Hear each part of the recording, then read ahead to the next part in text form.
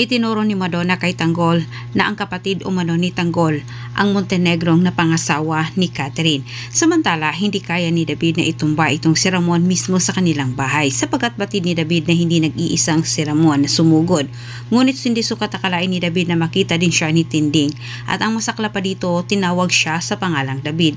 Walang nagawa itong si David kundi umatras. Tilang mapang-abot din sila Ramon at Tanggol mismo sa Dimas sa bahay ni Rigor na kung saan matapos sumabak sila Tanggol sa malaking bakbakan sa pagitan ng Gridfin. Sunod na punteriya ni Tanggol ay si Rigor, singilin umano niya ito.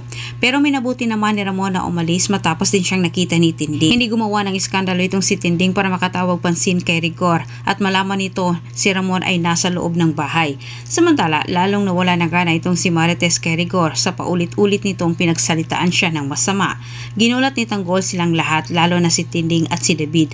Maangas na manghinarap ni David itong si Tanggol sapagkat inisip niya dalawa sila ni Rigor. Batid ni Tinding ang pakay ni Tanggol kaya't pinakiusapan niya ito na umalis dahil malaking gulo ang mangyayari.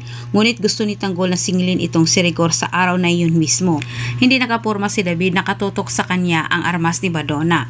Sinalubong ni Tanggol itong si Rigor ng hampas sa paglabas nito.